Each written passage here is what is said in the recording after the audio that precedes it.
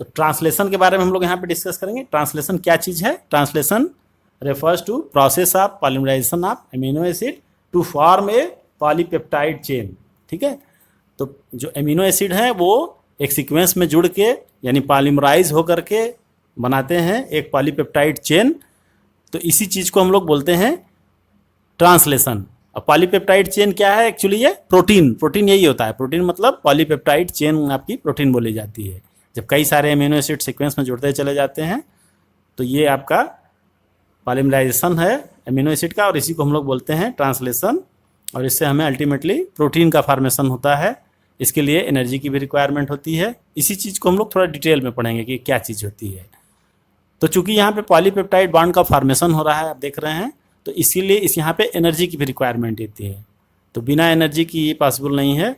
और order and sequence of amino acid, और ये जो आर्डर और सीक्वेंस है कि कौन सा अमीनो एसिड कहाँ जुड़ना है, कब जुड़ना है, इसका जो डिटर्मिनेशन होता है वो mRNA के थ्रू होता है।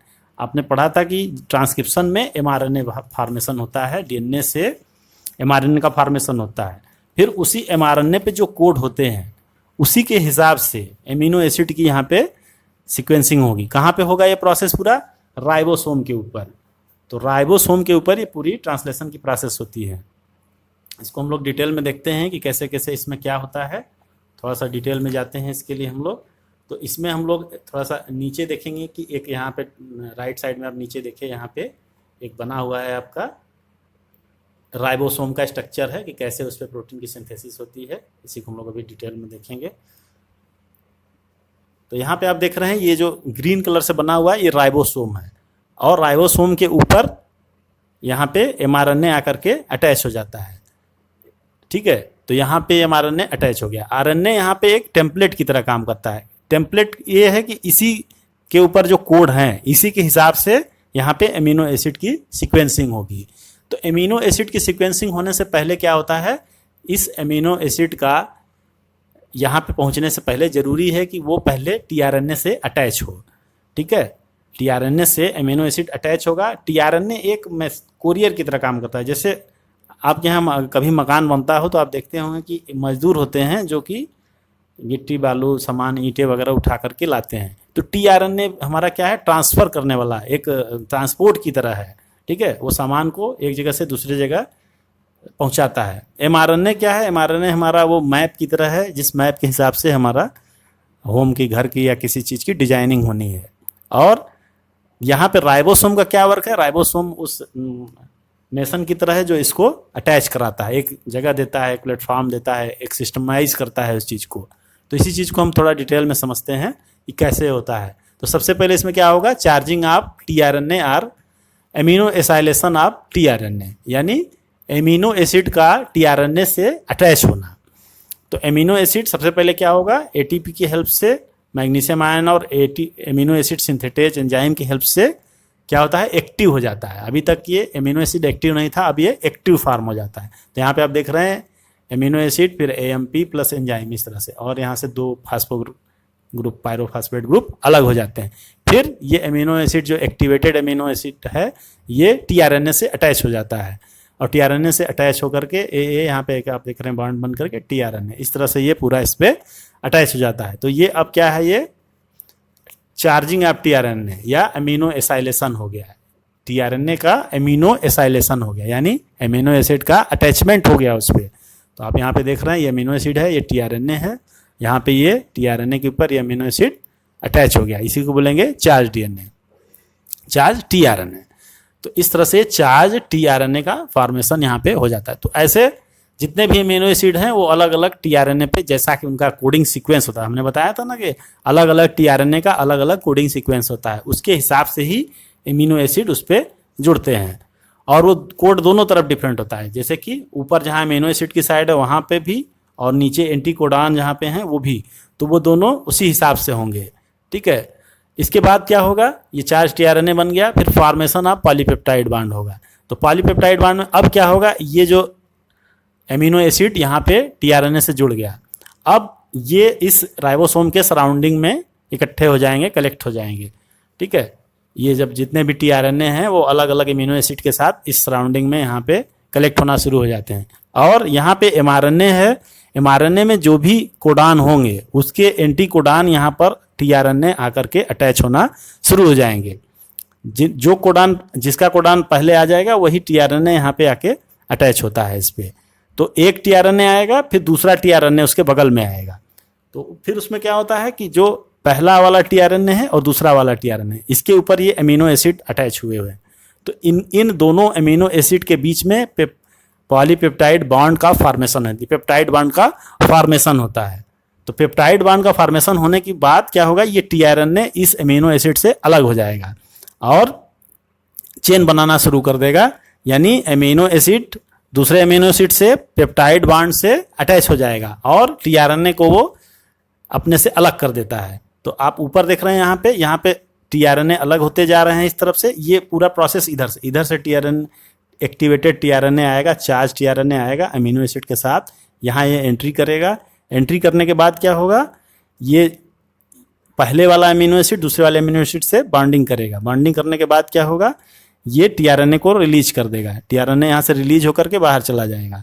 हाँ, और यहाँ पे दूसरा वाला tRNA, जो पहला वाला tRNA अब यहाँ आ जाएगा, यहाँ पे एक नया tRNA आ जाएगा। तो ये एक तरह से आगे बढ़ता जाएगा, tRNA एक के बाद एक आगे बढ़ते जाएंगे और अमीनो एसिड को रिलीज करते जाएंगे। इस तरह से पूरी एक चेन का फॉर्मेशन होता चला जाएगा। यानी यहाँ पे तो tRNA और अमीनो एसिड जुड़े हैं, लेकिन यहाँ पे अमीनो एसिड जो हैं वो आगे वाले अमीनो एसिड से पेप्टाइड बॉन्ड के थ्रू जुड़ते चले जाते हैं, है ना। जैसे हम लोग माला बनाते हैं, एक करके एक मोती करते जाते हैं, उस तरह से यहाँ पे पूरी फॉर्मेशन हो जाएगी चेन की। और tRNA जिसके ऊपर वो आया था वो अलग होता जाएगा। और दूसरी चीज़ यहाँ पे ये होती है कि आप देख रहे हैं कि इधर से tRNA आ रहा है और मान लो यहाँ से राइबोसोम इस पे अटैच हुआ, तो राइबोसोम इस पे इस तरह से मूव करता जाएगा, आगे को मूव करता जाएगा और नए नए tRNA आते जाएंगे। पुराने वाले tRNA अपने अमीनो एसिड को चेन में जोड़ते हुए अलग होते जाएंगे। तो ये पूरा जो आपका ये राइबोसोम है वो इस तरफ को शिफ्ट होता है, या कह सकते हैं mRNA इस तरफ को शिफ्ट होता है। तो ये एक मूवमेंट है। जैसे आप फैक्ट्री में देखते हैं टेम्पलेट है, टेम्पलेट पे कोई चीज़, एक मशीन है वो आगे बढ़ती जाती है, एक बेल्ट की तरह है। जैसे हमारे आप बेल्ट देखे होंगे फैक्ट्री में होता है, वो आगे बढ़ता चला जाता है, और जो मशीन है वहाँ पे लगी है वो बेल्ट पे चीज़ें आगे बढ़ती जाती हैं, वो प्रोसेस्ड होती जाती हैं। तो यहाँ पे भी वही सिस्टम है। तो ये mRNA इसे आगे को बढ़ता जाएगा, राइबोसोम से इधर को मूव करेगा और इधर से नए नए एक्टिवेटेड tRNA आते जाएंगे, है ना, चार्ज tRNA आते जाएंगे, अपने अमीनो एसिड को इनको चेन से जोड़ते जाएंगे और बाद में ये tRNA अलग हो जाएगा। और ये जो tRNA यहाँ पे अलग होगा, ये फिर से जाके अपने कोड के हिसाब से अमीनो एसिड लेके आएगा। तो और लेकिन कुल मिला के प्रोसेस जो डिपेंड है वो ये जो mRNA है इसके कोड पे डिपेंड करती है। जो कोड इस पे होगा उसी के एंटी कोड वाला tRNA यहाँ आकर के जुड़ेगा, कोई दूसरा tRNA यहाँ नहीं जुड़ सकता। तो कुल मिला के कहने का मतलब ये mRNA ही डिसाइड करेगा कि यहाँ पे कौन सा tRNA या फिर कौन सा अमीनो एसिड अटैच होगा। तो आप देख रहे हैं कि जो mRNA पे कोड है उसी के हिसाब से ये अमीनो एसिड की सीक्वेंसिंग होगी। जब अमीनो एसिड की सीक्वेंसिंग होगी तो उसी तरह का पॉलीपेप्टाइड चेन बनेगी। जब उसी तरह का पॉलीपेप्टाइड चेन बनेगी तो प्रोटीन भी उसी तरह की बनेगी। इसका मतलब क्या है, आपने देखा कि डीएनए से mRNA बना, ट्रांसक्रिप्ट होकर के आया, डीएनए पे जो कोड था उसका एंटी कोडान mRNA पे आया और उसके एंटी कोडान वाले कोड tRNA पे थे। यानी जो कोड डीएनए पे था वही कोड tRNA पर होगा और उसी के हिसाब से अमीनो एसिड होगी। तो इस तरह से आप देखें कि ये पूरी प्रोटीन सिंथेसिस की या पॉलीपेप्टाइड चेन की फॉर्मेशन होती है। पॉलीपेप्टाइड चेन अब यहाँ बन गई। इस चेन पूरा होने के बाद फिर यहाँ पे इसके ऊपर स्टॉप कोडान आएंगे। जैसे ही स्टॉप कोडान आएगा ये प्रोसेस पूरी बंद हो जाएगी। शुरू में यहाँ पे स्टार्ट कोडान आता है, इनिशिएशन कोडान आता है। इनिशिएशन कोडान के आने के बाद ही ये प्रोसेस अटैचमेंट की शुरू होती है। जैसे ही इस mRNA पर स्टॉप कोडान आता है तो उस समय क्या होता है, एक रिलीज फैक्टर बाइंड हो जाता है स्टॉप कोडान से, और जैसे ही रिलीज फैक्टर बाइंड होता है उस समय हमारा क्या होता है, ट्रांसलेशन टर्मिनेट हो जाता है और ये पूरी जो पॉलीपेप्टाइड चेन है इनको रिलीज कर देता है। ठीक है, राइबोसोम से ये पूरी चेन रिलीज हो जाती है। यानी जैसे ही mRNA पर स्टॉप कोडान आता है एक रिलीज फैक्टर होता है जो कि यहाँ पर आकर के अटैच हो जाता है, और जैसे रिलीज फैक्टर यहाँ पे अटैच हो गया एक बार राइबोसोम पर आकर के, राइबोसोम तुरंत इस जो पॉलीपेप्टाइड चेन है इनको रिलीज कर देता है और ट्रांसलेशन की प्रोसेस एंड हो जाती है, बंद हो जाती है। तो ये जो यहाँ पे mRNA है उसके ऊपर एक ट्रांसलेशनल यूनिट होती है। ट्रांसलेशनल यूनिट का मतलब उसमें शुरू में स्टार्टिंग में होंगे starting codon, initiation codon, last में होंगे स्टॉप कोडान, और बीच का जितना भी कोड होगा वो उसी की सीक्वेंसिंग होगी, उसी के हिसाब से पॉलीपेप्टाइड चेन का फॉर्मेशन होगा।